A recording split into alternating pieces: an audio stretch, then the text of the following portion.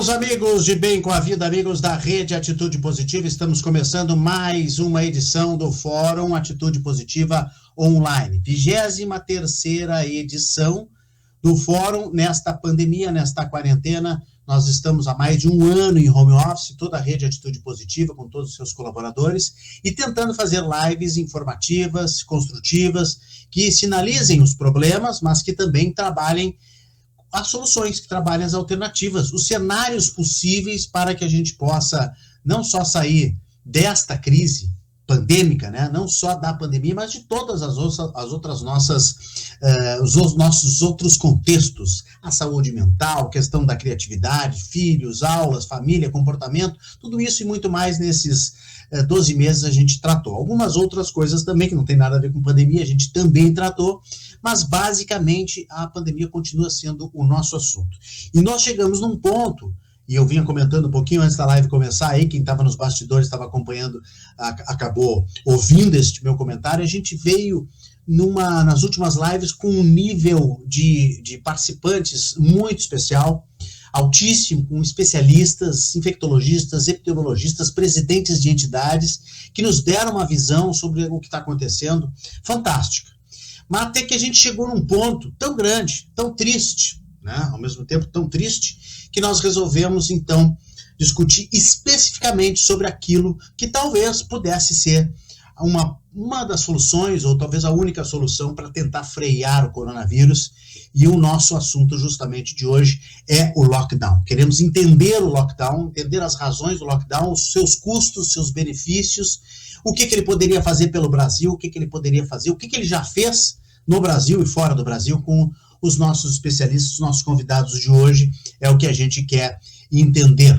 Antes, deixa eu lembrar vocês que nós estamos na rede atitudepositiva.com.br, lá tem todas as nossas redes sociais, nosso podcast, o nosso canal de vídeos, todos os caminhos para ir para a nossa fanpage de notícias, que tem uma notícia boa de hora em hora, nosso Instagram, nosso Twitter, nosso LinkedIn e também o nosso site com todas as notícias e artigos construtivos de uma mídia mais construtiva, de uma mídia mais positiva. Lembrando que sempre em nome da Kia Sun Motors, Instituto de Medicina do Esporte, Restaurante Tartone, Smartback, Lume Artes e o SESI-RS, que nos apoiam a Rede Atitude Positiva em seus 3 anos de trabalho. Agora em maio estaremos completando 3 anos. E graças a você aí, estamos cada vez mais fortes, cada vez maiores, cada vez mais expandidos, crescendo, mesmo em home office, mesmo em quarentena. Sem mais delongas, os nossos convidados de hoje são especialistas, cada um em sua área. Um é infectologista e é um especialista em políticas públicas da saúde. É o Dr. Ronaldo Halal, que vai nos dar uma visão mais do que nunca sobre o vírus. E o outro é o professor Álvaro Ramos, que é um especialista numa parte da matéria, das coisas, até de colégio, né, que muita gente tem um horror. Eu passei longe disso, fiz jornalismo para não precisar fazer conta. Ele é doutor em matemática pura, doutor Álvaro Ramos. Boa noite, doutor Álvaro, tudo bem? Boa noite, Renato, tudo bom? Um prazer aqui estar falando contigo e principalmente com o Ronaldo também, que é uma das pessoas que tive o maior prazer de conhecer nesse tempo de pandemia. Doutor Ronaldo, boa noite. Boa noite, Renato, Álvaro, prazer imenso estar aqui nesse debate contigo e também recíproca a grande admiração que eu tenho pelo trabalho do Álvaro. Sejam bem-vindos os dois e agradecendo muito pelo tempo que estão destinando aí nas suas agendas para a Rede Atitude Positiva. Deixa eu dizer que o professor Álvaro Ramos é doutor em matemática pura pela Universidade Federal do Rio Grande do Sul, professor do Departamento de Matemática Pura e Aplicada e divulgador científico e analista de dados, entre uma série de outras coisas, doutorado em matemática e as suas áreas de interesse, geometria diferencial clássica, topologia geométrica. Dr. Ronaldo Halal é médico infectologista, mestrado em ciências médicas pela Universidade Federal do Rio Grande do Sul. Ele integra o Comitê Covid-19 da Sociedade Rio Grandense de Infectologia e é consultor na área de políticas públicas da saúde, além também de outras coisas, residência médica na Santa Casa, formado pela Universidade Federal de Pelotas, foi coordenador geral de Cuidado e Qualidade de Vida do Departamento de DST e AIDS, hepatites virais do Ministério da Saúde, tem muita experiência na área de HIV e AIDS. Enfim, queremos com vocês entender um pouco deste triste momento que estamos vivendo no Brasil, né? E, infelizmente, nós tivemos hoje, tá aí a notícia, né? Uma notícia triste de um novo recorde, e um recorde, assim, de mais de um 11 de setembro, né? São 2 torres gêmeas e mais um pouquinho de gente caindo, só hoje, fora o que já caiu, estamos chegando perto dos 300 mil mortos pela Covid no Brasil. Doutor Ronaldo Halal, aonde é que nós vamos parar? O cenário ele é muito triste, de fato extremamente grave, né? Uma catástrofe, né, sem precedentes, e também, desse ponto de vista, muitos problemas, né, muitas dificuldades para se enfrentar aqui no Brasil, especialmente essa pandemia que é um desafio para todo mundo. Mas aqui no Brasil, eu costumo dizer que o fracasso da resposta brasileira à pandemia da Covid-19, ela precede a própria pandemia.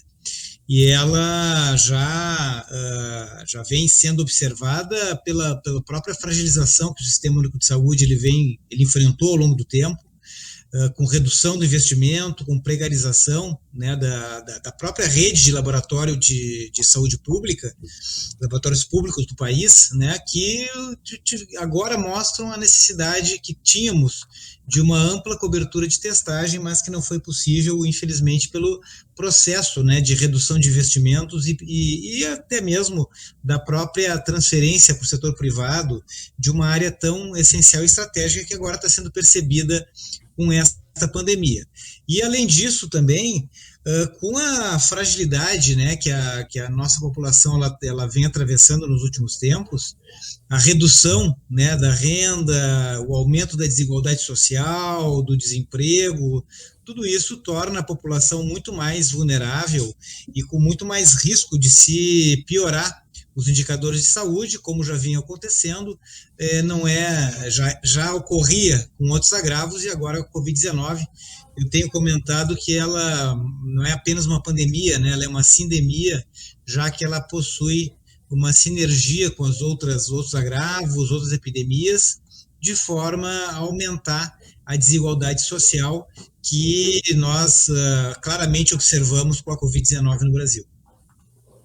O quadro é muito preocupante. O presidente Jair Bolsonaro fez uma manifestação agora há pouco em pronunciamento de rádio e televisão, às 8h30. Infelizmente, pelo que eu conheço de comunicação, esse pronunciamento ele foi gravado, deve ter sido gravado cedo, fala sobre o planejamento não, a execução do que está sendo feito de vacinação no Brasil, né, que a gente sabe que ainda é muito pouco, enfim, mas que ficou defasado, porque hoje nós tivemos esse recorde, tivemos um novo ministro, finalmente, né, ele assumiu em gabinete, enfim, depois eu quero a opinião de vocês, isso vai ajudar no cenário, mas o presidente perdeu uma oportunidade, talvez, para fazer até uma meia-culpa e falar um pouco mais desse triste número, né? E acabou entrando com uma gravação, como a gente diz no jornalismo, fria, uma matéria fria, congelada, sem alma, né?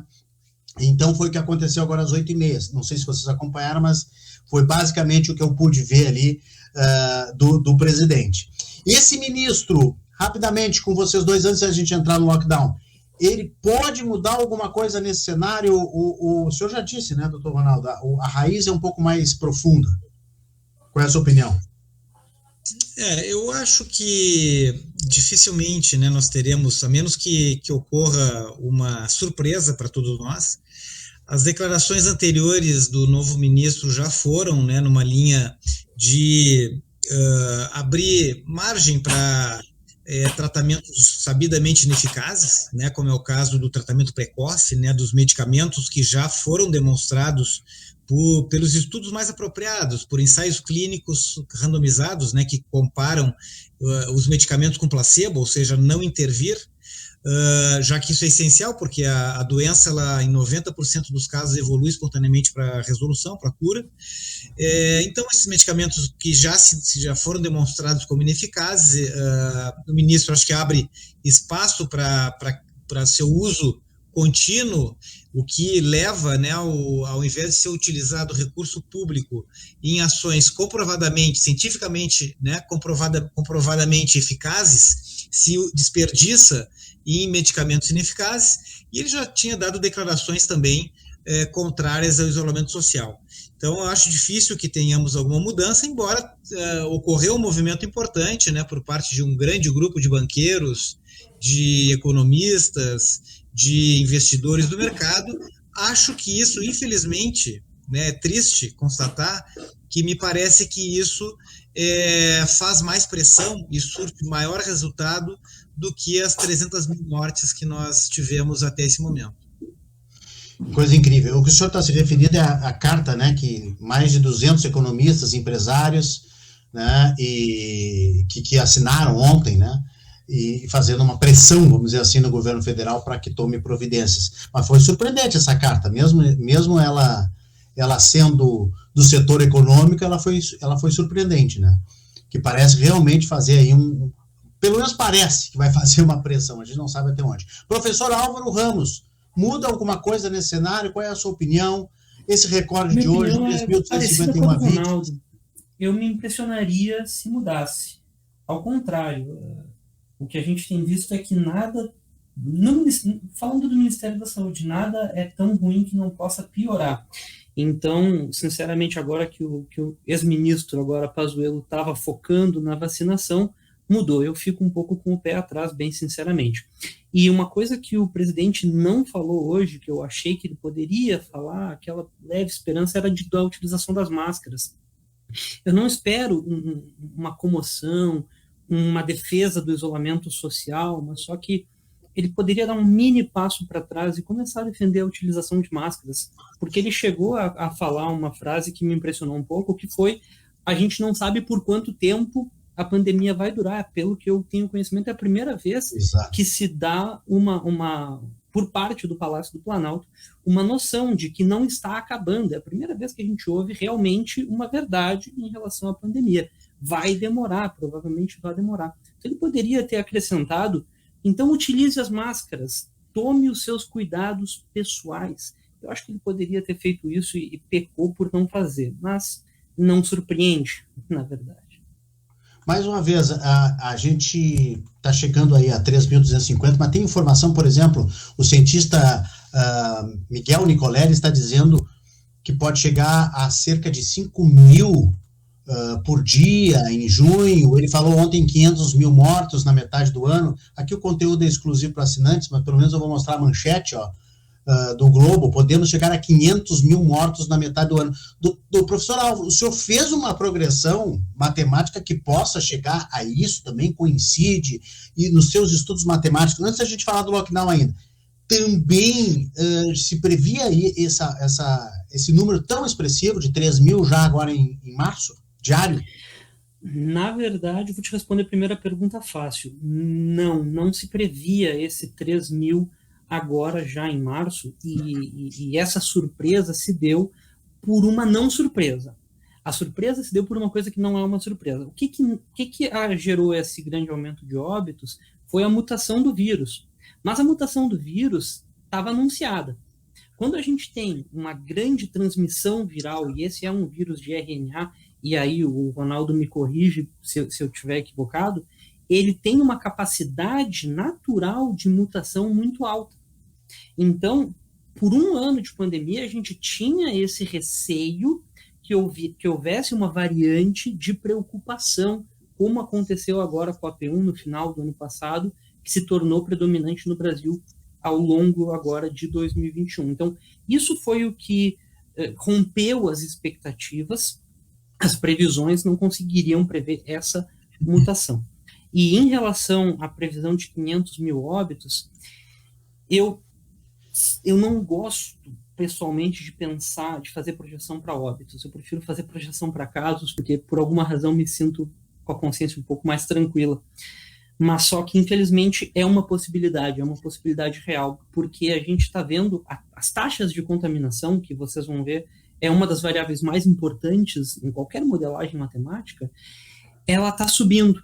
E ela não parou de subir a um ponto de estabilizar para a gente poder prever o futuro. Então, agora a gente está no Brasil mais ou menos cego, porque a gente não sabe qual que é a penetração dessa P1 em cada um dos estados, porque aí vai gerar um novo aumento da taxa de contaminação, que vai gerar mais casos, e tem ainda um agravante, que é aqueles pacientes que desenvolveram sintomas leves ou que nem desenvolveram sintomas, os assintomáticos, até então a ciência considerava eles imunes a novas contaminações, salvo raras exceções. E agora, com essa nova variante, isso está se mostrando que não é bem assim. Eles podem desenvolver uma segunda, por uma segunda vez, o Covid-19. Talvez não chegue a evoluir para um caso grave, mas ele transmite para outras pessoas. As pessoas que já tiveram, elas algumas vezes se sentem vacinadas, se sentem protegidas e tomam menos cuidados do que deveriam. Então, isso pode estar acelerando a transmissão ainda mais.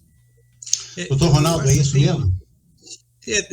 Eu acho que tem questões que são bem importantes. Primeiro, aproveitando o comentário do Álvaro, é bom a gente também olhar para trás e reavaliar aquelas projeções de que o controle dessa pandemia ocorreria, né, após a imunidade coletiva, né, ou imunidade de rebanho.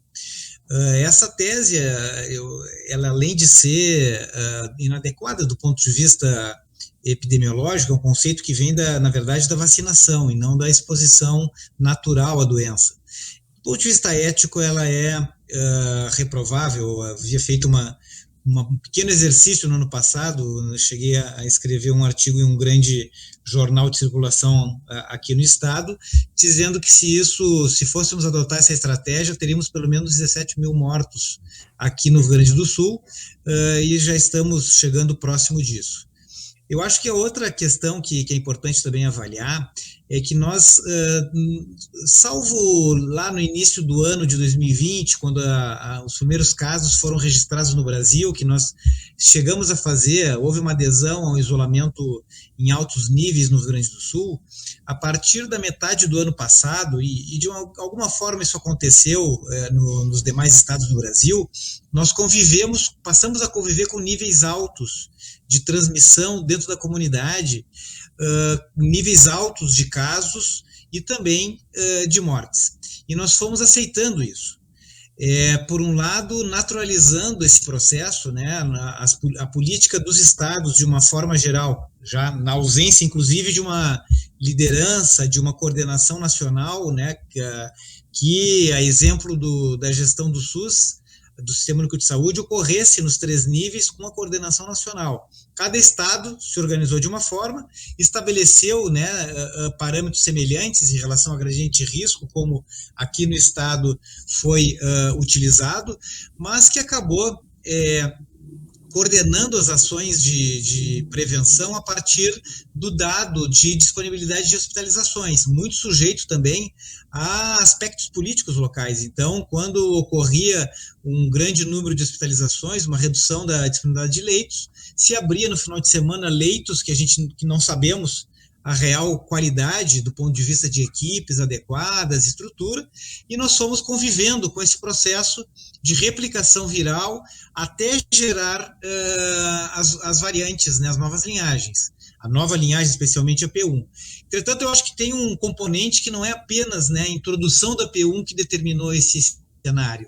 Ela contribui, e é claro que ela é decisiva, para a progressão, né, exponencial de casos e de mortes, e por essa razão, por termos atingido, né, esse nível de expansão da pandemia, sim, é bem possível que nós alcancemos 500 mil mortes, 500 mil de pessoas mortas, caso não se tome medidas de controle. Essa é uma das variáveis importantes. Se adotarmos a combinação de medidas, pode ser que consigamos desacelerar essa pandemia. E uma medida dessas pode ser o lockdown. Eu gostaria que o senhor explicasse o que é realmente, na teoria, um lockdown, né? Porque nós tivemos ensaios, enfim, e acho que nem bandeira direito nós tivemos, né? Mas o que é um lockdown na teoria e o que se pode fazer na prática no Brasil? A expressão ela vem, né, ela traz uma conotação negativa, né, originalmente, porque o lockdown ele significa o confinamento, ele significa o fato de as pessoas se isolarem e não circularem. Com o advento, né, da Covid-19, passou a haver uma tradução mais ligada, né, às medidas de prevenção e de controle da pandemia. E aí o lockdown, ele se tornou, né, o significado, o sentido de uma mensagem, um comando para as pessoas ficarem em casa, não saírem, né, não circularem como habitualmente elas circulavam na sua vida normal. Algumas experiências foram propostas como medidas de controle, boa parte delas com sucesso. A primeira medida foi adotada na China, em Wuhan, né, onde foi o epicentro no final de 2019, no início de 2020, e depois diversos países precisaram adotar essas medidas, na maior parte das vezes combinadas, né, o comando para não sair de casa, para permanecer em casa, inclusive com fiscalização e muitas vezes com algum tipo de penalidade, caso a pessoa estivesse circulando sem autorização para circular. Nova Zelândia foi né, doutor Ronaldo? Nova Zelândia é um dos países que adotou, e com 3 casos na sua capital, em Auckland. A Itália precisou adotar em março do ano passado, quando teve aquela situação catastrófica que mobilizou, né, os brasileiros, mas talvez a morte de brasileiros não esteja hoje motivando de uma forma tão grande como naquela ocasião. A França acabou adotando também medidas de lockdown. E agora fechou de novo. Paris fechou de novo. Novamente. E o Reino Unido, quando identificou a variante britânica, também adotou a medida de lockdown e conseguiu desacelerar a progressão de casos. Aqui, né, infelizmente, nós estamos numa situação de colapso do sistema de saúde. Nós estamos vivendo o que a Itália viveu e pior que a Itália, nós estamos vivendo a expansão da variante P1 como o Reino Unido vivenciou e, infelizmente, nós não adotamos medidas mais restritivas. A bandeira preta ela não equivale ao lockdown de forma alguma, o Rio Grande do Sul adotou em qualquer momento, e a cogestão ela coloca por água abaixo, né, a perspectiva de se ter medidas modestas de redução da circulação de pessoas com as últimas notícias que nós temos acompanhado. Mas nós tivemos algumas experiências aqui, Araraquara, própria cidade de São Leopoldo fez 4 dias de lockdown. Funcionou, doutor Ronaldo?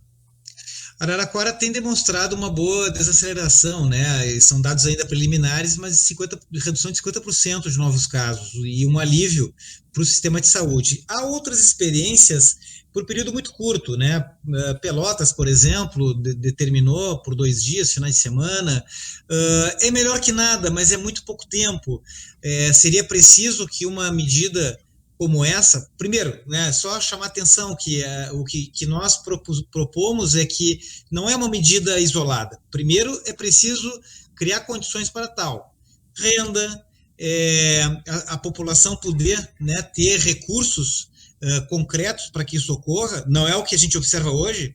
Os governos não proporcionam recursos e argumentam que não há recursos, portanto, não é possível fazer lockdown. É preciso também que se tenha ampla testagem, rastreamento de casos. Seria preciso aprender, por exemplo, com a epidemia de AIDS. A epidemia de AIDS mostrou que não bastava aconselhar as pessoas a utilizarem preservativo. Era preciso produzi-los, distribuí-los no SUS, combater a homofobia, combater a violência contra a mulher e combater a desigualdade. É a mesma coisa em relação à Covid-19. E nós precisamos cobertura vacinal imediatamente. Então, é uma combinação de diferentes fatores. Um lockdown, medidas mais restritivas, elas precisam ocorrer durante pelo menos 2 semanas, que é o tempo, né, a história de transmissibilidade da Covid-19 para surtirem um efeito maior. Professor Álvaro Ramos, vamos falar em matemática. Qual é a matemática, qual é o projeto, qual é a projeção que o senhor tem para contar para nós? Um estudo que o senhor fez que pode salvar vidas se o lockdown for implantado. Deixa eu apresentar aqui, que eu até fiz alguns slides para o pessoal enxergar melhor. Então, primeiro, eu queria começar focando no título da live, né? Lockdown pode ajudar a frear a pandemia? E eu queria trocar o personalizado, apresentação claro, personalizada. Não. Professor é profissional. Impressionante. E eu queria trocar para lockdown pode ajudar a frear a pandemia. Sim, exatamente. Eu só queria fazer esse comentário. Então, te respondendo assim, qual que é a matemática que a gente está utilizando? E não sou só eu, isso não é uma coisa da minha cabeça, antes fosse, mas só que é uma técnica utilizada assim, a nível global. É um modelo que compartimenta a população, então divide assim em balaios. Tem a população dos suscetíveis, ou seja, aquelas pessoas que não têm nenhuma imunidade ao coronavírus. Aí tem as pessoas expostas, que são aquelas pessoas que tiveram contato com o vírus, mas só que não desenvolveram sintomas e também não estão transmitindo. Aí tem as pessoas infecciosas, que são aquelas pessoas que, de fato, estão transmitindo ativamente o vírus. E aí a gente tem os pacientes assintomáticos ou com sintomas leves e os pacientes sintomáticos que desenvolvem casos mais graves da doença. E depois a gente tem os casos resolvidos, que aqui, para facilitar, e facilita mesmo, a gente trata como caso resolvido tanto aquele paciente que recebeu o diagnóstico da Covid-19, daí a gente espera que ele se isole, quanto o paciente que se recuperou da Covid-19, quanto aquele paciente que, infelizmente, não resistiu e veio a óbito. Então, só de ter essa divisão em compartimentos, a gente consegue fazer equações matemáticas, são equações diferenciais ordinárias, eu não vou entrar nesses detalhes, mas ainda só bem. que três coeficientes aqui que são simples da gente entender, e eles são muito importantes para a modelagem. O primeiro deles é a taxa de contaminação, ou seja, é a capacidade que em dado momento o vírus está tendo de passar de uma pessoa para outra. Tem o índice de isolamento social, ou seja, é aquelas pessoas que estão em um dado momento isoladas. E por estarem isoladas, a gente supõe que elas estão imunes ao vírus, né? Salvo exceções, isso é muito importante dizer, quem fica em casa, no dia que ficou em casa, está bem protegido do vírus. E aqui a gente tem uma nova variável que pela primeira vez esse ano a gente está podendo utilizar no modelo, nesse modelo para o Covid-19, que é a proporção de imunizados via vacinação. Então a gente tem aqui esses três coeficientes e uns outros aqui que não vem muito ao caso, que são os principais. Agora, o que eu quero dizer para vocês? Com esse próximo slide aqui, que eu vou fazer um pouquinho de suspense, é para dizer só uma coisa. O modelo funciona. O modelo funciona. Isso daqui, a gente tem aqui duas curvas sobrepostas. A curva azul é a curva que o modelo traz a partir das simulações matemáticas que a gente faz. A curva em vermelho é a curva observada na cidade de Porto Alegre. Eu estou particularizando para Porto Alegre aqui, porque eu até acho que é mais fácil do que olhar para o Rio Grande do Sul, que tem vários setores distintos, e bem mais fácil do que olhar para o Brasil, que é uma mescla de diferentes situações. Enfim, só de olhar essa curva a gente vê, mas o modelo ele consegue descrever a realidade. E essas barras aqui embaixo, para mim, é a maior vitória que o modelo tem. Não essa barra azul em cima da barra vermelha, mas só que essas barras verdes são a taxa de contaminação, aquele parâmetro que eu chamei de alfa no slide anterior, em cada semana. E o que a gente observa? Que não tem grandes flutuações de uma semana para outra. Isso daqui retrata a realidade, mostra que o modelo está adequado à realidade, não está um modelo artificial. E aqui tem dois dados, né? O erro máximo em cada dia que aconteceu foi 3,1% nessa época, se eu não me engano, e aí era muito concentrado nos fins de semana, o erro maior, porque a gente sabe que tem uma baixa nas notificações. E o erro médio num dia qualquer é de 0,5%. Ou seja, esse modelo ele consegue descrever a realidade se a gente tiver os parâmetros corretos, o alfa correto. Dito isso, o que eu disse? O modelo funciona. Ele pode prever o futuro, sim. Então, como é que a gente conseguiria matematizar o lockdown? A gente sempre vai matematizar o lockdown comparativamente com outro modelo. Por exemplo, o que aconteceria se não fosse feito um lockdown? O que aconteceria se a partir de agora a gente mantivesse a média desde lá do dia 27 de fevereiro, que foi o decreto de bandeira preta? Então, a gente tem uma taxa de contaminação na média de 1,2, um índice de isolamento social de 41,6% em Porto Alegre e uma média de 2.000 pessoas vacinadas por dia em segunda dose. Lembrando, aproveitando aí, imunidade com a vacinação só depois da segunda dose. Então, o que acontece no final de julho? Aqui estaria a curva dos casos. A gente vê que a gente tem um período de aceleração na cidade que vai continuar acelerando até meados de abril, e aí depois começa a desacelerar, mas chegaria lá no final de julho com 344 mil casos, arredondando. E agora, o mesmo modelo, com o mesmo parâmetro alfa, mas se a gente modificar só o índice de isolamento social por 2 semanas. Ou seja, no resto do tempo é o mesmo modelo, as mesmas contas, eu só mudei esse índice de isolamento social nessas 2 semanas aqui, que infelizmente a gente já está agora. Eu fiz esse modelo aqui no dia 15, torcendo que hoje, que no sábado, dia 20, a gente entrasse em lockdown. Não veio, vamos ver, mas só que a teoria ela se mantém, né? Se a gente fizer um lockdown na semana que vem, os resultados vão ser semelhantes. Não só não entramos, como no dia 22 acabamos voltando para a bandeira vermelha em tese, né? Condições de bandeira vermelha. Bem, eu nem vou comentar.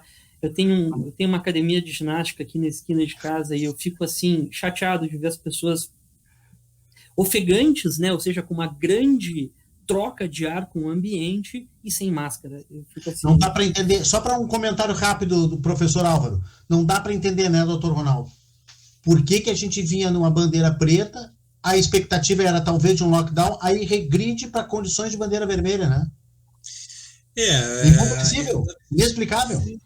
Eu diria que não é apenas o nível federal que não utiliza a evidência científica para tomar decisão. O nível estadual também me parece que não está utilizando. A justificativa que eu ouvi do governo do estado é que a taxa de transmissão, de propagação ou de reprodução, né, que é chamada RT, teria caído, se eu não me engano, de 2,8 para 1,4, e isso teria motivado a decisão. O Álvaro pode falar com mais convicção sobre isso, mas significaria que 100 pessoas transmitem para 140 outras. Isso significa expansão da pandemia e não retração da pandemia.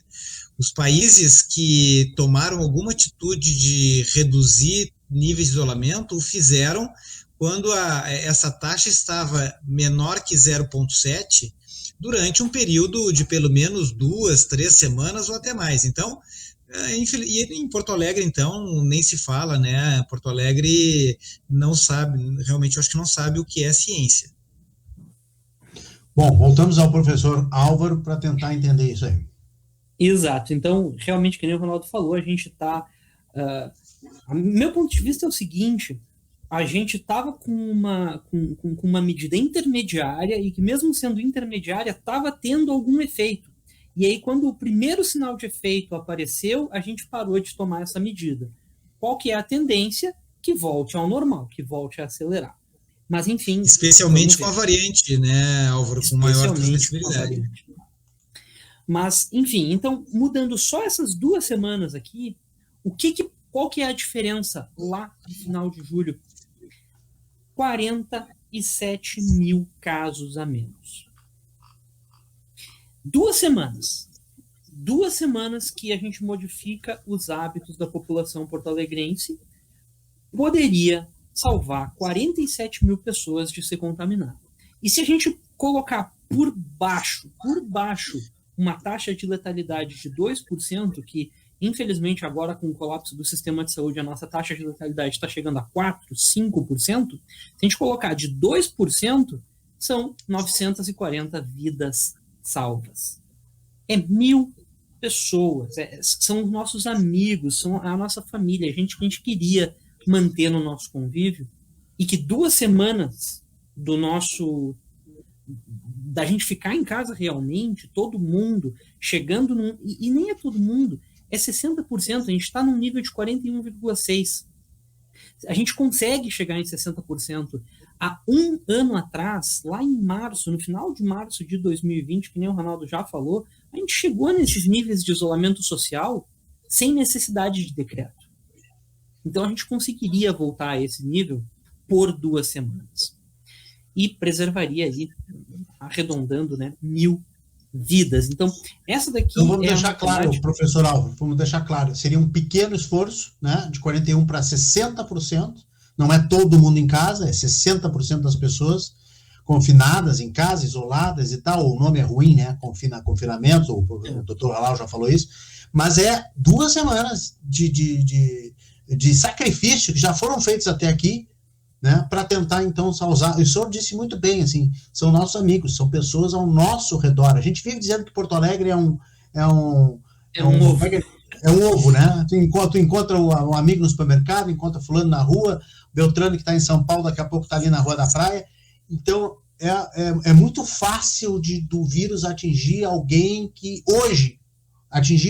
alguém que você conhece. Né? Se permite, Renato, só um comentário, né?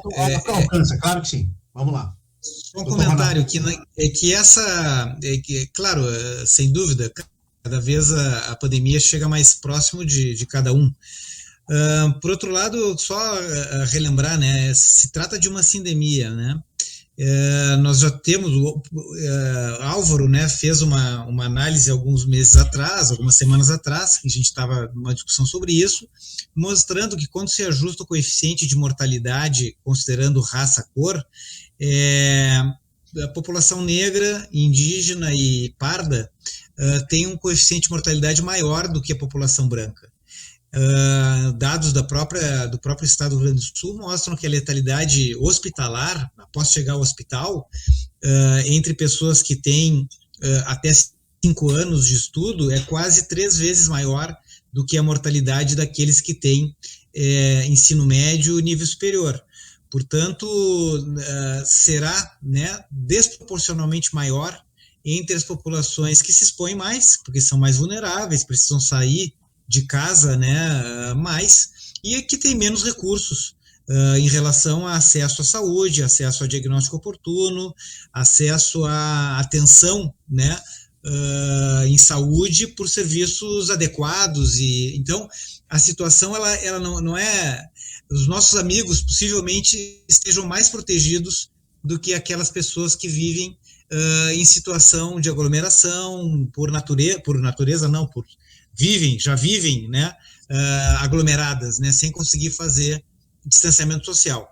Então, portanto, a tendência é que esses números, essas 1.000 vidas, né, que o Álvaro citou, se concentrem muito mais entre negros, pobres, pardos, né, trabalhadores informais, e no caso, por exemplo, do que a gente estava discutindo, em relação às medidas para flexibilização, lembrar que quem está sendo mais escutado, e isso é verbalizado tanto pelo prefeito de Porto Alegre como pelo governador do estado, são os empresários, mas não são aqueles que vão trabalhar pegando o transporte coletivo, não são aqueles que trabalham no transporte coletivo que vão se expor com o transporte das pessoas, não são aqueles que trabalham nos hospitais, não são os hospitais. Então, é uma escuta a uma pequena parte da população que não vai se expor tanto quanto aqueles que serão constrangidos, chamados, que o trabalho, né, a saída de casa, será uma forma de manter a subsistência sua e da sua família. Isso é algo que chama atenção, né, numa pandemia que eu imaginava lá no ano passado que iria demandar solidariedade. Pelo contrário, né, ela não demanda. E quando nós olhamos outras experiências, né, o Chile, por exemplo, ele taxou grandes fortunas para poder utilizar sua riqueza para proteger a vida da população. O Brasil poderia tomar atitudes semelhantes. E só para finalizar, eu não sou da área da economia, né, mas quando se analisa o impacto econômico, o impacto na economia dos países, entre não adotar a intensificação do isolamento, o lockdown, por exemplo, e conviver com este cenário que nós estamos vivendo de colapso, é muito pior para a economia viver com esse cenário do que adotar as medidas de lockdown. Para vocês terem uma ideia, uma diária, né, o custo diário de UTI no Brasil é mais ou menos R$ 3.500. O custo diário de uma internação hospitalar é R$ 1.500. Se esses recursos fossem investidos para proteger a população, para promover renda, para que ela não se expusesse, certamente nós teríamos intervenções custo-efetivas com intensificar isolamento, produzir máscaras, distribuir, ter campanhas de prevenção e não ficar culpando a população por não ter aderido a uma política inexistente por parte do Estado, município, nação e assim por diante. É mais ou menos a tese do professor Roberto Medronho, da Universidade Federal do Rio de Janeiro, que diz que pode ser mais caro dar R$250 de auxílio emergencial do que 600, porque a conta pode vir depois na UTI, enfim, no sistema de saúde. Professor Álvaro, o senhor quer continuar a apresentação, por favor? Não, o principal da apresentação é isso, porque depois eu tenho alguns outros cenários, mas só que a mensagem é a seguinte: quanto maior o lockdown, mais vidas são salvas, e o principal é a gente começar, porque inclusive a falta do lockdown, ela não deixa de ser uma transferência de responsabilidade, porque o poder público e toda a sociedade fica dizendo fique em casa, fique em casa, fique em casa. Mas só que será que é a obrigação do povo se esforçar para ficar em casa? Ou será que é a obrigação do poder público permitir que a pessoa fique em casa com a sua segurança financeira? Permitir que o trabalhador autônomo não vá trabalhar, mas tenha a sua subsistência garantida? Permitir que o empresário não abra a sua loja, mas que tenha condições financeiras de pagar o salário dos seus funcionários, de pagar os seus impostos? Aliás, deveria ter uma certa isenção fiscal, pelo menos no período que tivesse fechado. Existem várias maneiras que o poder público poderia utilizar para disponibilizar as condições que as pessoas fizessem lockdown, em vez de transferir a responsabilidade para quem puder fique em casa, porque é isso que a gente vê hoje. Exato, eu tenho, só para complementar, Renato, uma colocação rápida, assim, né, eventualmente nós participamos de debate com as autoridades sanitárias também, e escutamos, né, o discurso que vem sendo apresentado, e o discurso, via de regra, é isso que o Álvaro comentou: transfere a responsabilidade pela prevenção para a população, sem dar condições. A gente vê, né, diariamente pessoas utilizando máscaras inadequadas, especialmente se confrontando com a ampliação da circulação de uma variante mais transmissível pela via respiratória. Então, não são fornecidas máscaras. As pessoas agora, com essas medidas de reabertura de comércio, convenhamos, né, a gente tem também ouvido um discurso que não é baseado em evidência científica, por parte, por exemplo, do prefeito de Porto Alegre, dizendo que o comércio não transmite, que o comércio é um espaço, não sei se seria imune, estéril. Não dá para entender de onde vem os dados dessa informação, que no comércio não se transmite a Covid-19. Transmite, obviamente, qualquer espaço fechado, com que tenha um número grande de pessoas, que não esteja utilizando máscaras adequadas da forma correta e tem algum assintomático. A carga viral da variante P1 parece ser maior do que o vírus que foi originalmente introduzido no Brasil. A transmissão dele pode ser mais de 2 vezes maior. Portanto, não é possível afirmar de forma alguma. Eu tenho dito que no futebol, com testagem frequente dos jogadores, por exemplo, nós temos toda hora, ouvimos surtos entre grandes clubes que utilizam técnica de PCR para testá-los. Os jogadores, assim como aqueles que trabalham, que circulam no comércio, que circulam na cidade, não dá para entendê-los só dentro das 4 linhas do campo de futebol, e ainda não usam máscara nas 4 linhas, né? Ou então dentro de um espaço ali que talvez se utilize alguma máscara mais sofisticada. As pessoas vão se alimentar, vão circular, e com as pessoas circula o vírus, infelizmente é assim. Precisamos olhar para a ciência, as experiências internacionais e tomar decisões para proteger a vida das pessoas. Ronaldo, tu falou do futebol e eu tenho que comentar isso, porque faz um tempo atrás saíram os resultados das testagens da CBF. A taxa de positividade da CBF no ano passado, em 2020, foi de 2,2%. O que significa isso para quem está assistindo? De cada 50 testes que a CBF fez, um deu positivo. Eles estavam procurando agulha no palheiro. Por que isso é bom? Porque aí tu previne o surto antes que ele aconteça. Em comparação, a testagem no estado do Rio Grande do Sul, há 4 semanas não, porque nessa última semana baixou, mas, digamos assim, há 4 semanas está muito próximo de 50% a positividade do teste PCR. De cada 2 testes que a gente faz, um é positivo. Isso reflete também a baixa cobertura de testagem, né? Quem é indicado, acaba sendo indicado o teste para quem é altamente suspeito, também porque eles usam, né? Como o Álvaro já faz esse levantamento diariamente, mas semanalmente, né? Talvez, mas a distribuição de testes rápidos que são inapropriados para uso clínico é mais ou menos metade, né? Em relação aos testes PCR que identificam 60%. O vírus e que permitem, né, a intervenção de quarentena, o diagnóstico em tempo mais precoce, a 3 dias de sintomas, enquanto o teste rápido, quando dá positivo, ele vai dar positivo depois de 10 dias, 7 a 10 dias de sintomas. Então, revela isso, mas revela também que nós temos uma positividade, uma taxa de circulação viral extremamente alta, uma taxa de transmissão comunitária extremamente alta e que foi crescendo. E, paradoxalmente, as medidas de isolamento foram diminuindo, né? Não dá para compreender realmente qual é a base racional e técnica para isso.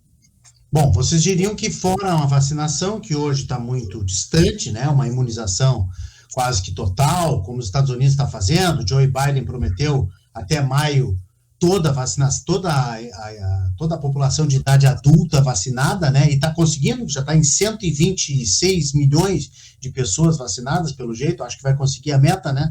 Fora isso, o lockdown é a única solução para tentar dar uma freada nesse contágio, né? Isso a gente já aprendeu. Principalmente, né? A curto prazo. A curto prazo, e até queria comentar isso, o lockdown, ele não tem só o benefício a longo prazo, que foi o que eu trouxe na minha apresentação. O lockdown tem um benefício imediato, que é diminuir a circulação viral e, consequentemente, diminuir o número de casos ativos. Ou seja, alivia o sistema de saúde até, assim, uns 10 dias depois de começar o lockdown, a gente já vai começar a ver, se fizer, né? A gente já vai começar a ver a fila das UTIs, que hoje em Porto Alegre tem mais de 250 pessoas numa fila por UTI, começar essa fila a diminuir.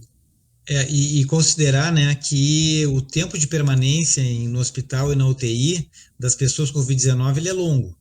Então, é preciso realmente ter algum tipo de alívio para o sistema de saúde que já está colapsado, né? As pessoas já estão realmente morrendo por falta de recursos e com possibilidades, né, muito complicadas, como a ausência de sedativos, né, para poder ventilar as pessoas. E eu só queria também alertar 2 coisas, que o isolamento, a redução da taxa de circulação do vírus contribui com a efetividade da imunização, porque os modelos que avaliam a cobertura vacinal necessária para desacelerar a pandemia está relacionada com a taxa de expansão do vírus, a ART. Então, quanto mais elevada for a circulação de vírus, menos efetiva é a estratégia de imunização e pode gerar, né, as variantes com menor atividade das vacinas de uma forma geral. Então, nós temos, o que eu tenho dito é que a vacinação ela tem que ser entendida como parte de uma política de prevenção, que inclui máscaras adequadas, né, uso correto, higienização, distanciamento, isolamento, e o lockdown é uma modalidade de isolamento que deve ser utilizada quando há uma grande circulação viral e quando há o colapso do sistema, que é o que nós estamos observando. Só para finalizar, lembrar que nós falamos muito de casos, de mortes, mas é preciso falar também de qualidade de vida. Nós temos hoje impacto grande em relação à qualidade de vida da população.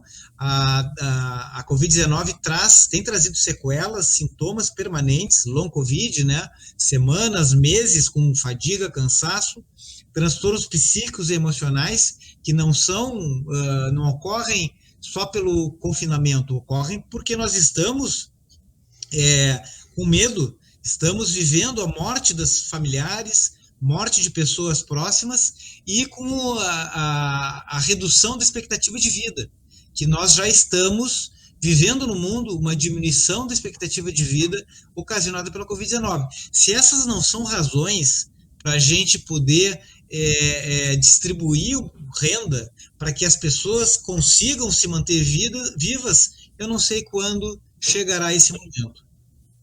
É impressionante. Deixa eu dar fazer um registro aqui, né? Um abraço em todos que estão conosco, Mário Carbonel, Alexandre Maia, Adri Madeira, Silvio Belbucci, grande colunista da Rede Atitude Positiva, está lá no litoral fazendo a sua quarentena, Daniela Tavares, Luísa Vieira, Felipe Martins, Madalena Brito, Patrícia Viale, Simone Meneghetti, Luciane Medeiros, a Michele Haddad lá da Irlanda, gaúcha na Irlanda, Mara Rodrigues, Denise Donadel, Sônia Brúzios, também no litoral, Oscar Krieger, a Letícia Iqueda, Edson Moraes, Jussara Krieger Mariano, e tem gente mandando aqui, ó, a Jussara está dizendo, vamos seguir na luta, juntos somos fortes, é o que nos resta, né, realmente nos abraçar e tentar passar esse momento difícil. A Denise tá junto conosco, o CK Freitas está ressaltando, né, que nunca foi colocado aqui, nunca foi feito o lockdown, nunca foi implantado, né, agradecendo a vocês por deixar claro isso, porque tem gente que numa bandeira já acha que foi tolhido, né, com as restrições, mas na verdade estávamos longe disso. O Oscar está dizendo, parabéns pela iniciativa de debater esse tema fundamental, o César Alves está ligado conosco também, e o Mário diz que somente seria possível se o Brasil tivesse um governo sério, preocupado com o povo, que não vislumbra nesse desgoverno. Ele faz aqui um trocadilho, e ele diz também que as pessoas estão esgotadas, sem o auxílio emergencial, precisam sair para buscar o sustento, é muito triste. O doutor Ronaldo nos deu uma ideia aqui, nós já notamos, vamos fazer uma live sobre o impacto econômico, né, de todos os sentidos, né, não só do comércio direto, mas assim, todo o custo saúde, né, também, que eu acho que é uma coisa muito importante a gente calcular. Jussara diz que realmente o lockdown só com uma liderança que informasse e estivesse preocupado com a vida do seu povo. O Silvio está dizendo o seguinte, ó, vocês não são economistas, mas o país não poderia utilizar os 358 bilhões de reservas nacionais, aqui ele bota em dólares, né, para aplicação em auxílio, principalmente para os trabalhadores desempregados, pequenos, médios, empresários. Vocês arriscam uma opinião aí? O professor Álvaro, que é matemático, dá esse dinheiro, ajuda? Olha, não sei. Torrar, digamos assim, gastar todas as reservas internacionais, eu acho que não é prudente. Mas só que a gente viu que não é necessário 358 bilhões.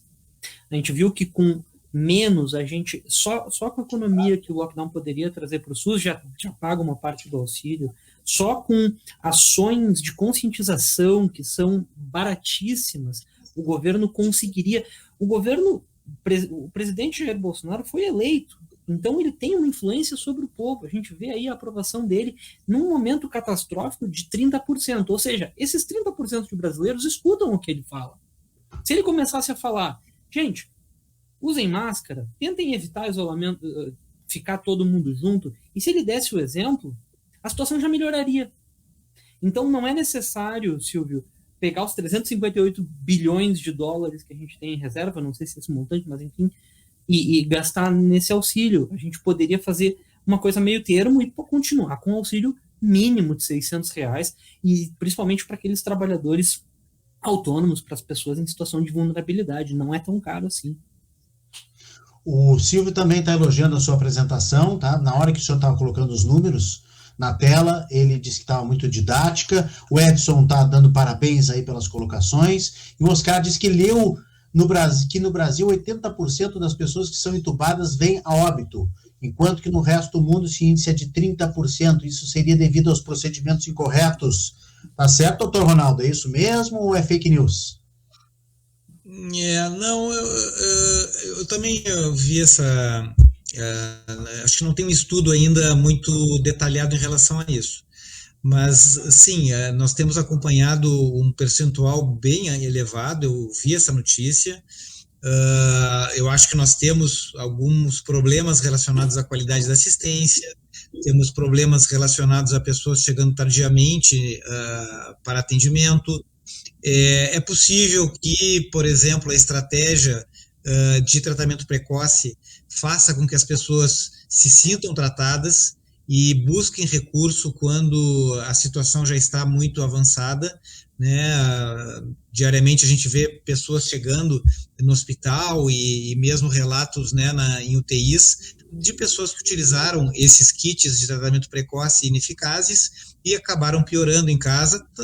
Esse é um dos efeitos adversos, né, negativos, de utilizar algum tipo de medida sem eficácia, ineficaz, né, de causar uma falsa sensação de tratamento. Eu também acho que esta política baseada na abertura rápida de leitos, talvez sem condições adequadas, ela também responda por uma parcela de uma taxa elevada de óbitos, mas eu acho que fundamentalmente nós estamos vivendo isso por conta, né, de ainda serviços de pouca qualidade, especialmente na periferia das grandes cidades, né, população com mais baixa renda e baixa escolaridade, acaba muitas vezes morrendo até mesmo antes da UTI, né, em unidades de pronto atendimento. Então, acho que sim, nós temos uma mortalidade no Brasil que certamente é mais elevada do que se observa nos outros países da Europa, principalmente da América do Norte. Hoje a BBC publicou uma pesquisa, não uma pesquisa científica, mas uma enquete, um levantamento com chefes de UTIs em todo o mundo que ligam o kit Covid ao maior risco de morte no Brasil. Né? Que as pessoas que chegaram nas UTIs tinham sido administradas com o kit Covid e, portanto, tinham uma incidência maior de morte. Uma parte dessa população, só para complementar a tua colocação, Renato, são pessoas com doença cardiovascular. Alguns dos medicamentos que fazem parte do kit, como a hidroxicloroquina, que hoje está sendo até menos usada, e a própria azitromicina, elas têm um potencial de efeito adverso, causando arritmias cardíacas. Então, talvez isso biologicamente... Um efeito inverso. Né? Uma parte, né, não, obviamente, nessa parcela da população que há mais risco, né, do ponto de vista clínico. Mas, por outro lado, esse efeito, né, de eu sentir que estou me tratando. E aí, como há uma certa desproporção entre gravidade do comprometimento pulmonar e o sintoma da pessoa de falta de ar, muitas vezes ela vai buscar atendimento tardiamente. E aí isso pode explicar também, em parte, por essa proporção elevada. Infelizmente, nós já estamos encaminhando para o final, mas deixa eu registrar aqui que o Henrique está dizendo que os nossos dirigentes têm à disposição especialistas que deveriam nortear suas ações, não tem cabimento não ser implantado o lockdown. Ótimas entrevistas, parabéns. A Letícia diz que foi uma excelente apresentação, necessário colocar na análise econômica do custo do doente crítico. Talvez os que advogam pela economia se deem conta do grande prejuízo. São muitos ângulos, né? O pessoal está mandando aqui várias manifestações, hoje não tem tanta pergunta, hoje tem mais afirmação e concordando com vocês, né? Concordando que realmente o lockdown talvez seja a única solução nesse momento, e eu já quero lançar aqui uma campanha, vamos tentar fazer, professor Álvaro, doutor Ronaldo, mas principalmente, professor Álvaro, vamos tentar fazer uma campanha em Porto Alegre para que dos 41% a gente chegue nos 60%, né? 19% a gente precisa, porque se as pessoas se derem conta e ficarem em casa automaticamente, né, talvez a gente cumpra esse objetivo aí, poupe vida de mil. Ano passado, eu me lembro bem de uma campanha da Secretaria Municipal da Saúde, que era o Desafio 55. Então tinha toda uma campanha para tentar chegar em 55%. Infelizmente nunca se alcançou. A não ser naquela primeira semana de março, onde a população estava massivamente em casa, é tipo aquela música do Raul Seixas, né? O dia que a Terra parou. Ninguém saiu de casa porque não tinha nada o que fazer, porque não dava para sair de casa. Sim. E isso daí a gente pegou e chegou nos 60%. Infelizmente, o decreto de lockdown ele parece ser a única maneira de chegar de novo nesse dia que Porto Alegre parou. Que coisa triste. E ficaremos mais distantes ainda com os movimentos novos, né, da Prefeitura de Porto Alegre para abrir ainda mais, aumentar ainda mais a circulação em relação ao que a gente está vivendo hoje. Tá tudo indo na direção contrária. Se tivesse pelo menos parado, e a gente falando sobre lockdown, a gente até poderia tentar entender, mas o movimento é contrário. Na Prefeitura, aqui no governo, né, em todo o estado, enfim. Deixa eu só lembrar também, eu perguntei para o Dr. Ronaldo, né, das experiências internacionais. A França decretou esse lockdown em Paris, né? Teve um carnaval ilegal em Marsella que reuniu 6.500 pessoas e pode fazer explodir casos de Covid-19. Eu li hoje também que um argentino fez uma festa clandestina com 500 pessoas no Uruguai. O Uruguai, obviamente, deportou o argentino, tirou a certificado de residência dele e expulsou este argentino do Uruguai. Foi lá perto de Punta del Este, a 15 quilômetros de Punta del Este. Miami não está sabendo o que fazer para controlar o pessoal nas praias e também decretou um toque de recolher. Eu falei com um amigo meu, também outro colaborador da nossa rede Atitude Positiva, o Francisco Lisboa, que não mora em Lisboa, mas mora pertinho, em Vila Nova de Gaia. Eles estão há mais de 60 dias em lockdown, em Portugal. E o governo ainda está estudando, já passaram 60, estudando como é que vai liberar. Está sendo escalonado. Ainda tem muita gente em casa, ainda está proibida muita coisa. Então, hoje parece que liberaram algumas coisas lá. O colégio, a escola vai demorar. Os filhos dele estão ainda em casa e vão ficar abril todo. 60 dias, meus amigos. 60 dias. E se eu não me engano, né, professor Alvo, a curva de Portugal caiu, né? Com certeza. Eu sinceramente, eu não acompanho tanto os números internacionais. Eu fico focado bastante em Porto Alegre, Rio Grande do Sul e Brasil. Eu vi um gráfico sintomático. Era realmente aquela diferença. Ladeira abaixo. Uma diferença bem grande dos gráficos, né, que expressam as curvas epidemiológicas da Covid-19. A Europa, a gente identifica, né, gráficos que aumentam de forma assintosa e aí eles reduzem uma queda muito brusca, muito grande, porque eles determinam as medidas, a combinação de medidas, incluindo o lockdown quando ele é pertinente. Enquanto que no Brasil, a curva do Brasil, ela não é uma curva como uma montanha para cima, ela é o morro sempre mais elevado do que os patamares baixos desses países. Não chega até esse momento, né? Talvez comece a fazer um pico tão intenso. Agora está começando, na verdade, uma montanha, um pico intenso, mas convivemos sempre com taxas mais elevadas, sem queda importante, né, de casos e de mortes. Tá dando aquela subida agora, da montanha russa, que dá agora medo, sim, né? Aquela agora subida assim, que dá medo quando vai descer, só que no nosso caso a gente não tem ideia de quando é que vai descer, né? De tudo que a gente queria era que descesse. Professores, doutores, Ronaldo Halal e Álvaro Ramos, eu queria fechar perguntando para vocês uma coisa que eu tenho perguntado aqui para os meus convidados no final da live, porque a gente fala de notícia boa, a gente tenta fazer um jornalismo de soluções, falar da notícia ruim para tentar ver uma alternativa. Eu queria saber de vocês quais são os truques, as maneiras que vocês fazem pessoalmente para tentar se blindar um pouquinho das notícias ruins, tem muita, e certamente chega uma hora que vocês têm que dar atenção à família, a si mesmos e tentar se blindar, e se existe a luz no fim do túnel. Claro que vocês vão dizer que é o lockdown e que é a vacina, mas assim, ajudar os nossos internautas, as pessoas que estão assistindo hoje a ter um pouquinho mais de esperança. Gostaria que vocês falassem. Doutor Ronaldo, podemos começar com o senhor? É um pouco difícil, né? A minha rotina ela é uma boa parte do dia no hospital. Então, e aí hospital, é bomba e bomba. É difícil a gente não falar sobre isso, né? Durante e outra parte com atendimentos, teleconsulta, ou eventualmente consultório, nesse momento menos, né? E mais teleconsultas. Então, o dia acaba sendo muito ocupado, né? Pela pandemia.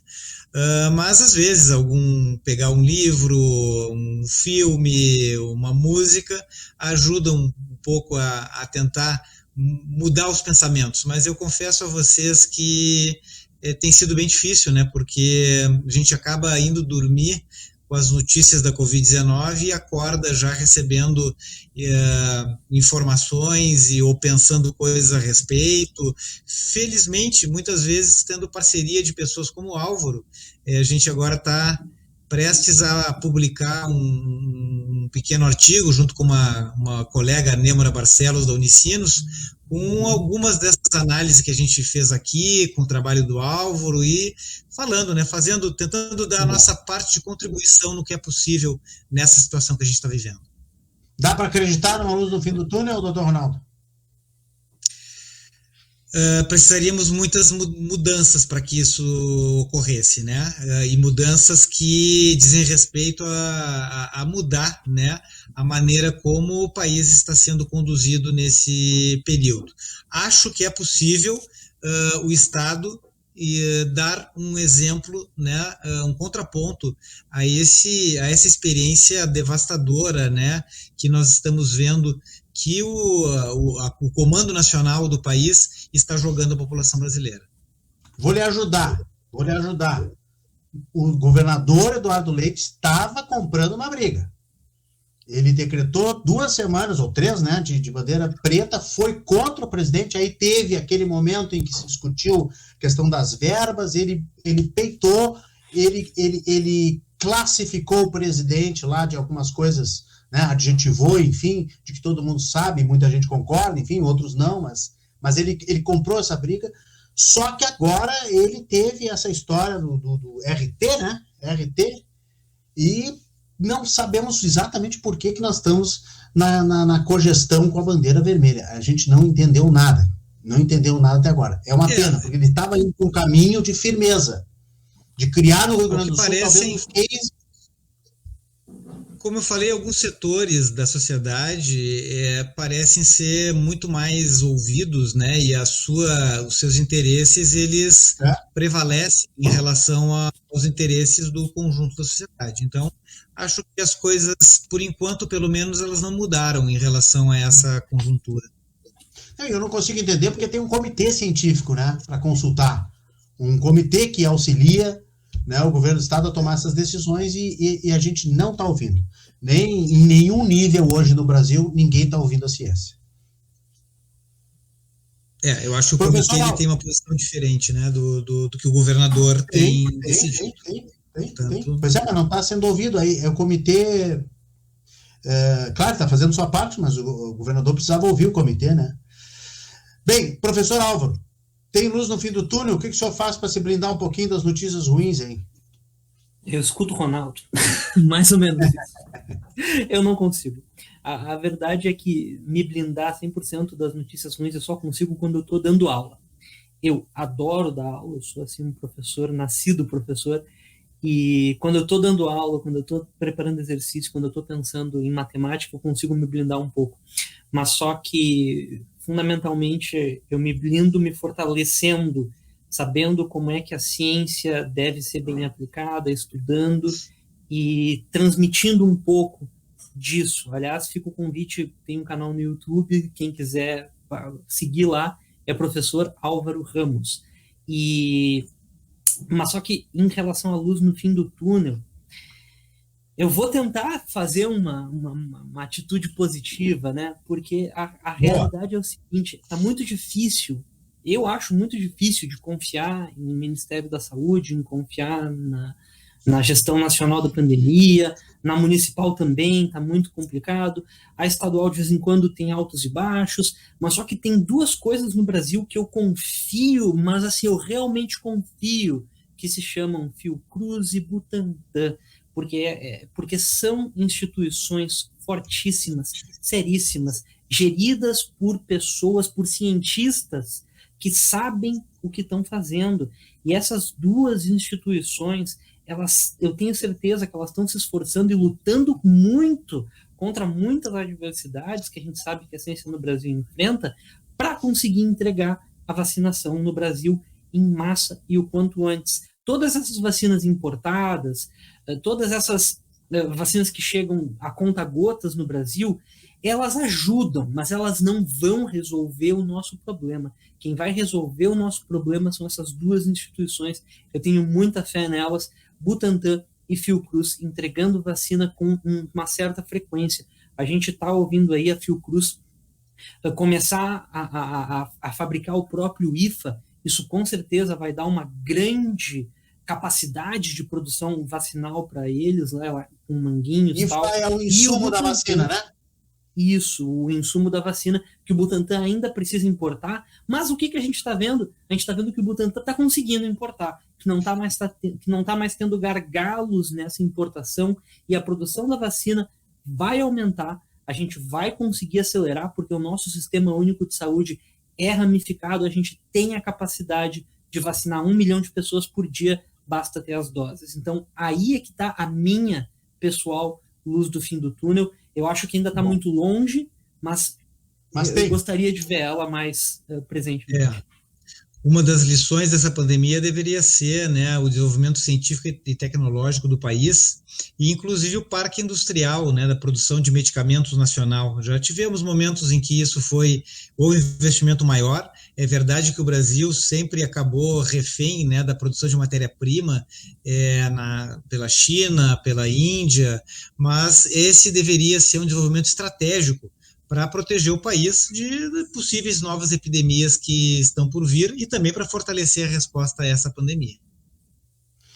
Muito bom. Eu quero me juntar a vocês, dizer que realmente nessa pandemia, se a gente tem alguma coisa boa para comemorar, é o crescimento e a valorização da ciência, da medicina, da saúde, e coloca um pouquinho da educação de maneira geral, né, professor Al? Não, eu digo... Mais ou menos. A gente digo, que está aqui na ciência, a gente leva muito tapa assim na cara. Não, eu sei, mas eu tenho certeza mas em certo nível eu concordo contigo. Se fizer uma pesquisa hoje, eu tenho certeza que o resultado da população em geral, de uma aceitação, de uma confiabilidade na comunidade científica é muito maior do que 2, 3, 5 anos atrás. As pessoas nem davam bola para isso. E olha, tudo isso com corte no orçamento, corte em censo, corte em universidade, corte em tudo. Mas deixa eu me agregar aí, deixa eu puxar a brasa para o meu assado também. Eu acho que nós, jornalistas, e a imprensa séria, de uma maneira geral, também cresceu muito, ajudando a elucidar, a dividir o joio do trigo, né? Separar o joio do trigo. Tem muita fake news, infelizmente, não para. Eu recebo todos os dias, a gente faz o filtro aqui na Rede Atitude Positiva, a gente ajuda as pessoas também, e mais, né, outros setores como a cultura, vocês falaram aí música, né, eu acho que a música, a gente colocou um artigo novo lá na Rede Atitude Positiva, também está salvando muita gente da loucura, né, da loucura mental, e olha, os músicos estão todos desempregados, estão, né, os músicos pequenos, os médios, os pequenos, não o Elton John, não o Ed Sheeran, esses aí estão bem, mas a cultura e a arte também está salvando muita gente nessa pandemia. Eu quero fazer esse alerta aqui, essa lembrança, né? O doutor Ronaldo Halal, muito obrigado pelo seu tempo, pela sua atenção. Estamos à disposição aqui na Rede Atitude Positiva. Um bom trabalho, o pessoal continua elogiando aqui. Viva o SUS, né? O Mário está dizendo... A Letícia falou, muito bem respondido, doutor Ronaldo. As notícias são boas, são as parcerias. Mas para nós que estamos nessa luta é difícil fugir do tema. É verdade. A gente é que nem jornalista, tem que se blindar para não deixar aquilo penetrar na mente. Chegar em casa e poder dar uma dormida, né? Doutor Ronaldo, muito obrigado. Grande abraço. Obrigado, eu que agradeço. Boa noite. E ao Álvaro, um grande abraço. Boa noite a vocês. Boa noite, gente. Muito obrigado. Foi um prazer aqui participar da live. Professor Álvaro, só quero divulgar aqui, ó, o seu Instagram, é esse aí, né? Prof. Álvaro. Isso. É isso aí. E quero lhe perguntar, para fechar, que eu não lhe perguntei, o que é matemática pura? Qual é a diferença de uma matemática pura da impura? Não existe matemática impura. Toda a matemática é maravilhosa. A matemática pura, ela se diferencia um pouquinho da matemática aplicada, só do ponto de vista que a matemática pura, ela é quase filosofia. Ela é quase o pensamento no seu estado mais puro. Dados esses conjuntos de regras, o que a gente pode afirmar? Será que tem uma consistência? O que decorre disso daqui? Enquanto a matemática aplicada, que eu me deparei muito forte hoje com ela, vocês viram o que é matemática aplicada. A matemática aplicada pega um problema real, aí simplifica ele, modela ele através dessa simplificação, e aí utiliza a matemática para resolver esse problema simplificado, mas sempre tomando cuidado que ele seja condizente, que essa resolução seja condizente com a realidade e não só uma coisa fantasiosa. Deixa eu ver se eu entendi. 2 mais 2 igual a 4 é matemática pura. Mas se a gente raciocinar que 2 pessoas podem contaminar outras 2 pessoas sem máscara, sem usar máscara, aí serão 4 pessoas contaminadas. Isso seria matemática aplicada? É mais ou menos isso? Eu vou te responder que sim. Tentei.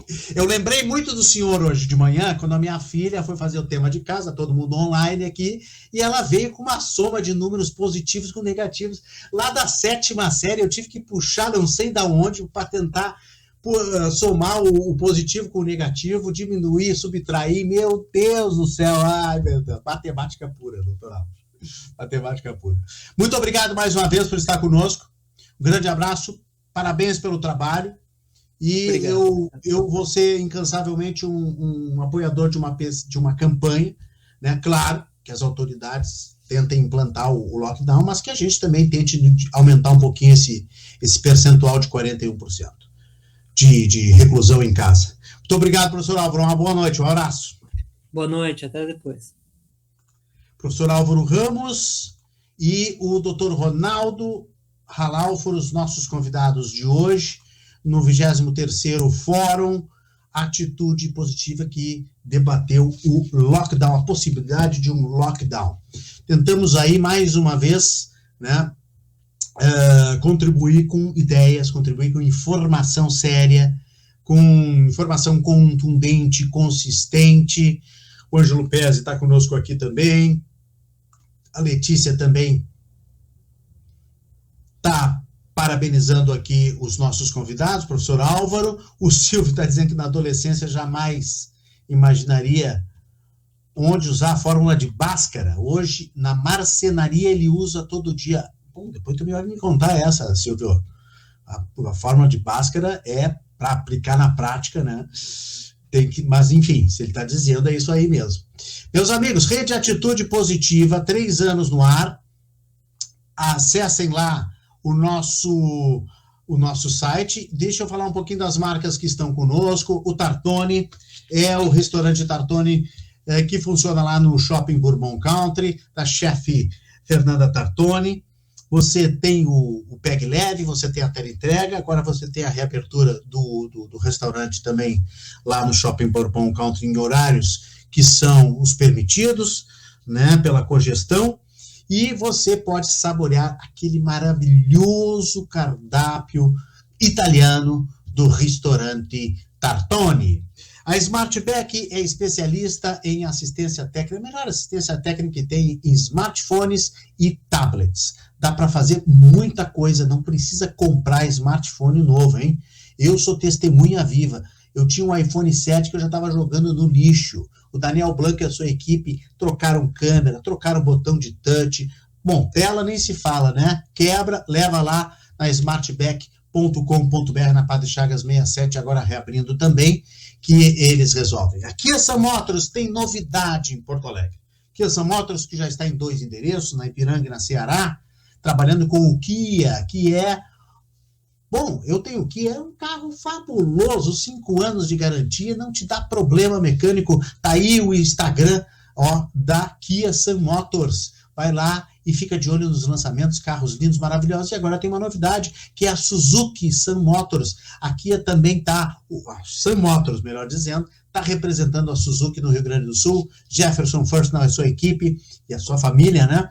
Trabalhando, agora representando também a Suzuki. A Lume Arts está conosco também. Eu estou sem eu vou botar aqui a Lume Arts. Vou botar aqui o WhatsApp da Lume Arts, que eu estou sem o gerador de caracteres, mas eu vou improvisar aqui e vou botar aqui o telefone. O que é a Lume Arts? A Lume Arts é marcenaria criativa e arte em madeira. A Lume Arts faz o seu projeto como você sonhou. Chama a Lume Arts aí para criar projetos para a sua casa. Aqui o telefone e o WhatsApp da Lume Arts. Reaproveitamento de madeiras de reflorestamento, pergolados, pequenos móveis e utensílios para casa e escritório, prateleiras, estantes, suportes para xícaras, cantinho de café, tudo isso, os projetos especiais e exclusivos a Lume Arts faz para você. Contata aí, tá aqui, ó, o WhatsApp e o telefone da Lume Arts. E o SESI-RS com a educação de jovens e adultos, chegando melhor para você. O SESI acredita na força da educação como agente de transformação. São muitas as histórias que se passaram na sala de aula, físicas e virtuais, e a próxima história de superação pode ser sua. Educação de jovens e adultos é gratuita para todos os trabalhadores da indústria, construção civil e seus dependentes. Mas quem não faz parte desse grupo pode contar com as condições especiais de parcelamento que não pesam no seu bolso. Quero que você assista esse vídeo da Liette, que ela conta uma história linda, maravilhosa, de um exemplo da educação de jovens e adultos. Meu nome é Liette Casagrande, sou auxiliar de limpeza e trabalho aqui na Grendene há 6 anos. Minha experiência com ele foi importante, porque eu acho que incentiva a gente na comunicação com as pessoas mesmo, como a gente lida com várias pessoas, e para o aprendizado, né? Nunca é demais ter um aprendizado. Fiquei por mais de 30 anos sem estudar e comecei mais para incentivar meu filho para terminar os estudos dele, né? E daí ele terminou os deles e eu continuei estudando, né? Como era uma vez por semana, né? Daí a gente acabava mais prático, né? Que é cansativo o trabalho da gente o dia todo. Chegou em casa, tu tomou teu banho, tu liga o computador e tu fica ali, né? Aí tu se deslocar até e voltar. Como eu morava longe, era mais difícil. Para mim, estando facilidade de estudar em casa, é bem melhor. O sonho que eu tinha de estudar, eu acabei realizando agora com o estudo do ESA. Graças a Deus consegui, né?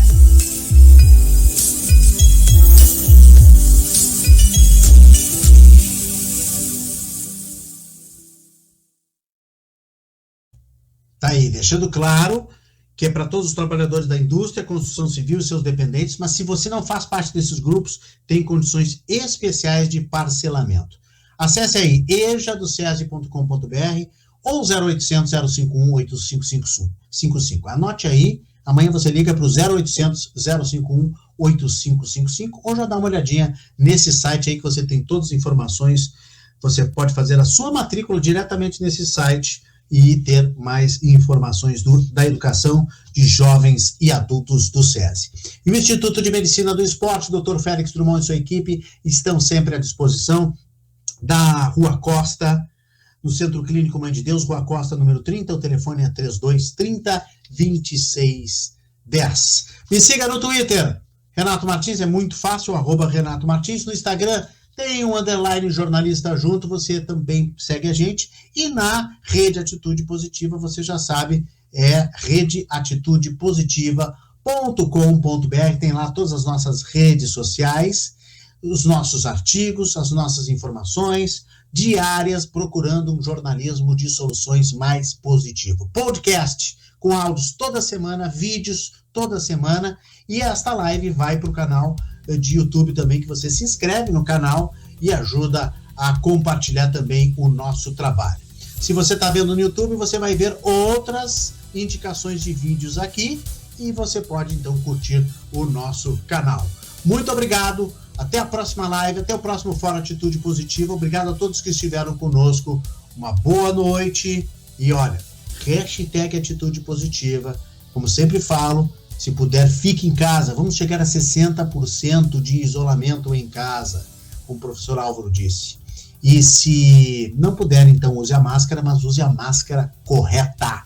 Procure a informação correta e se proteja a sua família. Muito obrigado. Até a próxima. Tchau, tchau.